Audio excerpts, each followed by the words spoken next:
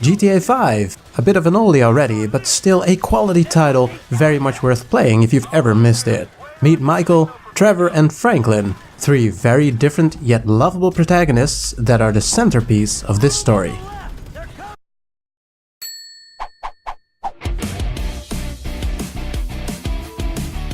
Story.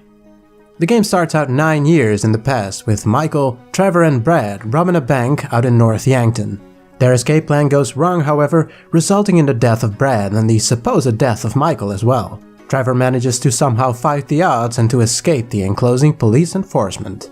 9 years go by in which we learn that Michael was not dead after all, but had instead struck a deal to rat out his co-robbers in return for witness protection and the promise of a clean slate for Michael and his family.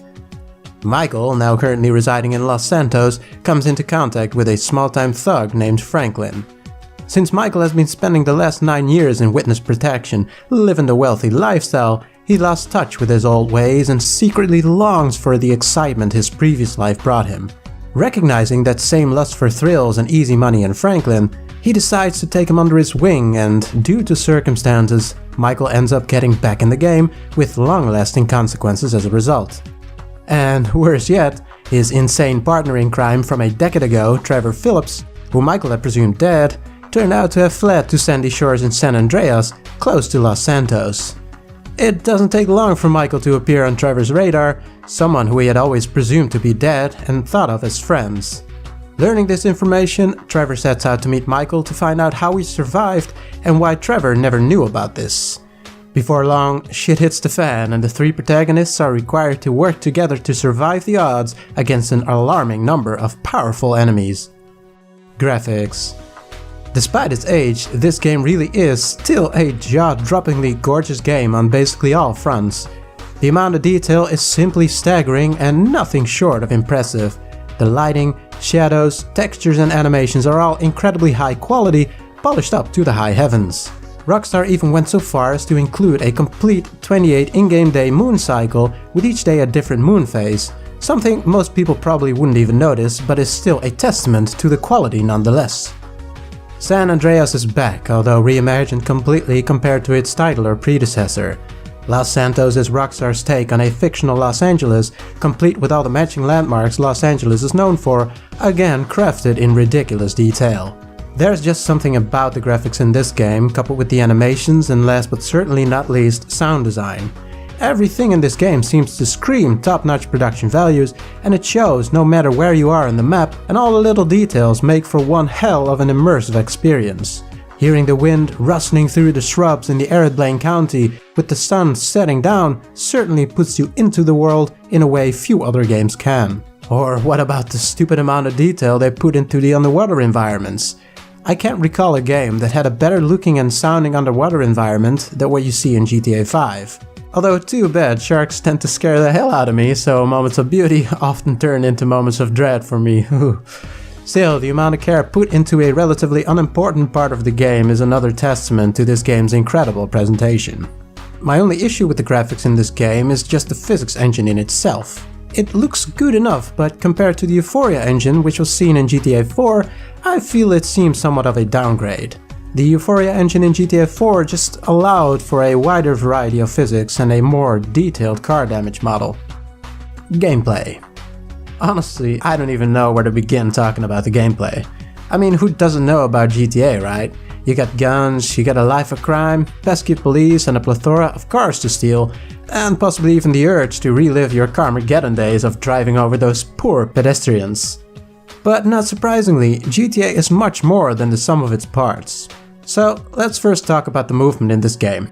If I'm not mistaken, all animations are motion captured, so the feel and portrayal of movement is in general quite realistic.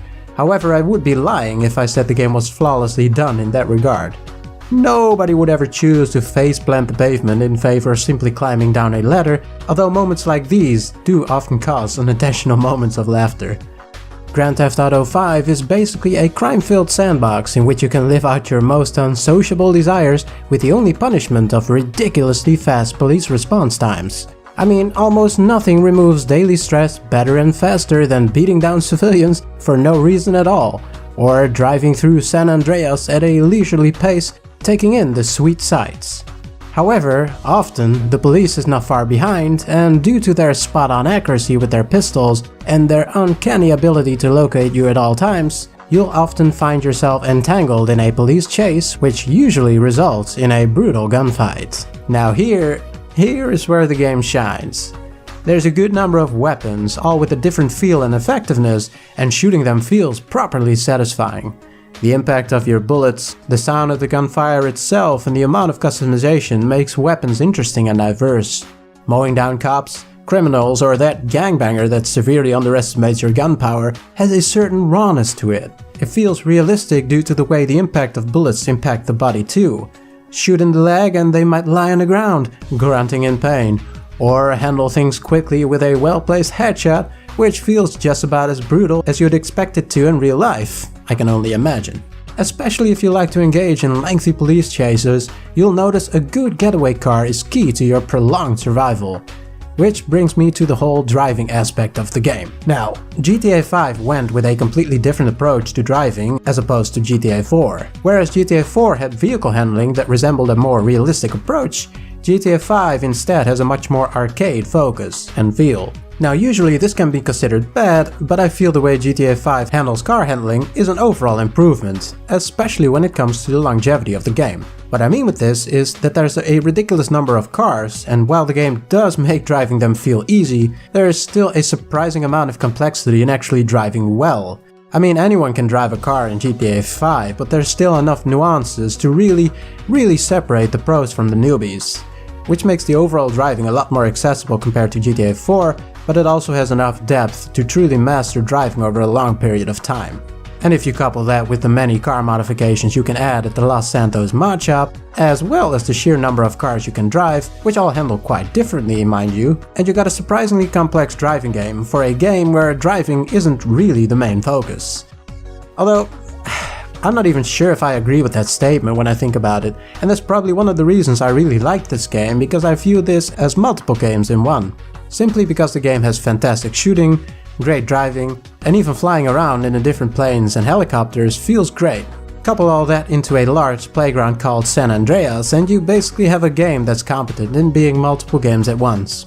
Now all these gameplay elements get utilized quite efficiently during the actual progression of the game. I mean, the main story missions are generally not only quite thrilling to play through, but they often make excellent use of the wide variety of different vehicles offered in the game.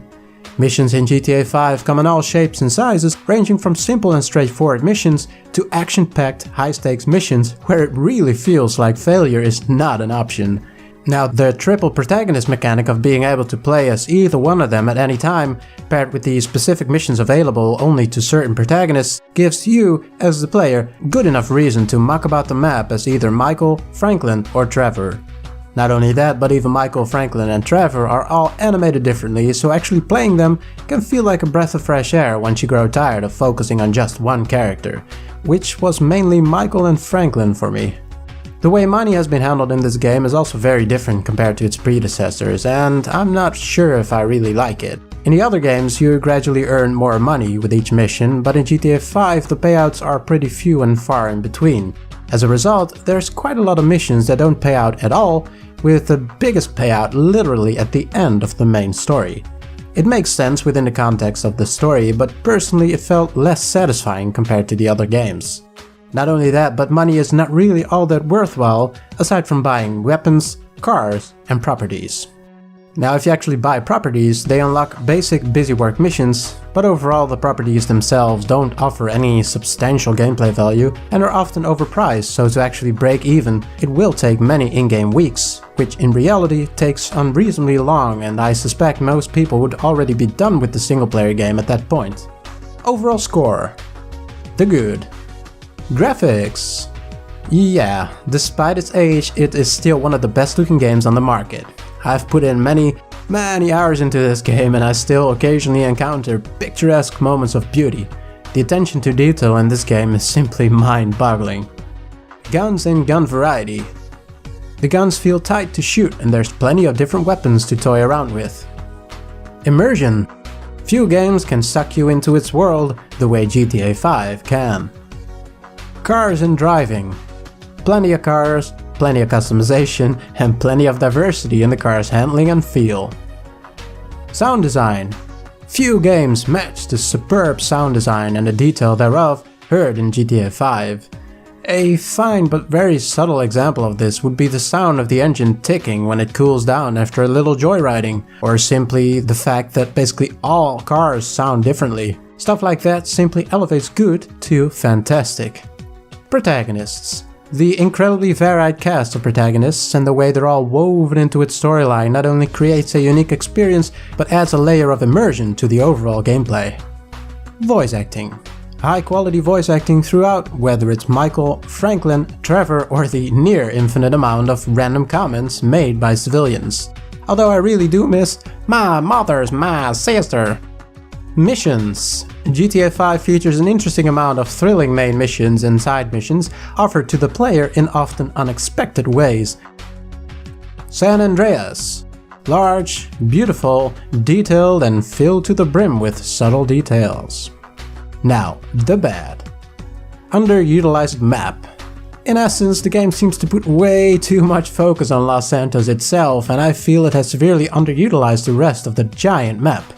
In hindsight, it feels a bit like a missed opportunity, and if I had to guess, I'd say the development cost of creating such a lively and realistic underwater world probably could have been spent more appropriately by fleshing out the map even further.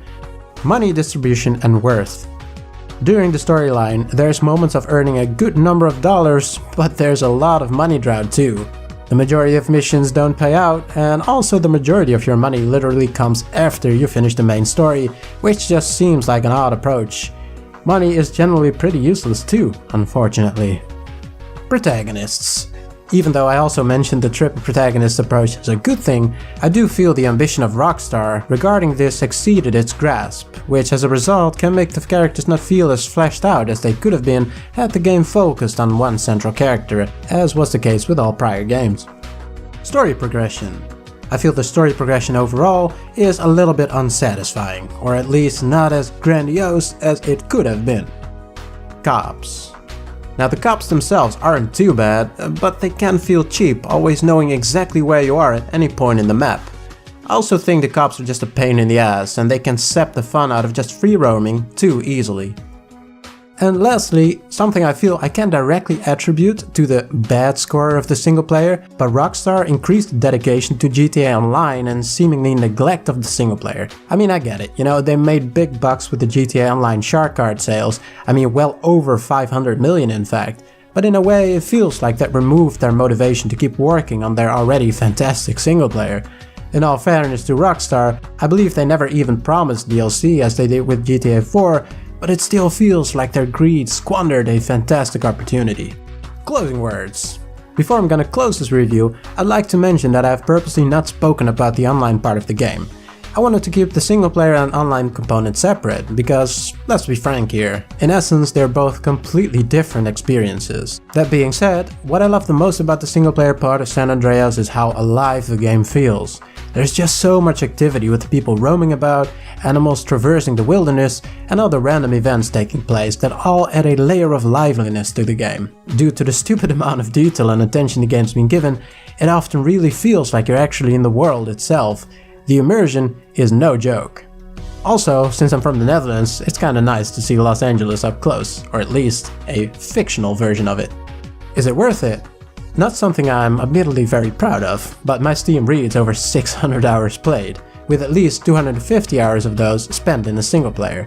I did replay the single player twice, taking my sweet time, but it should at least be a good indication of the value you can get out of this game. With that, I rest my case. This game is definitely worth it. Thanks a lot for watching, guys. Be sure to drive by that like button and absolutely riddle it with bullet holes, and I wish you, as usual, a fantastic, crime-filled, glorious day.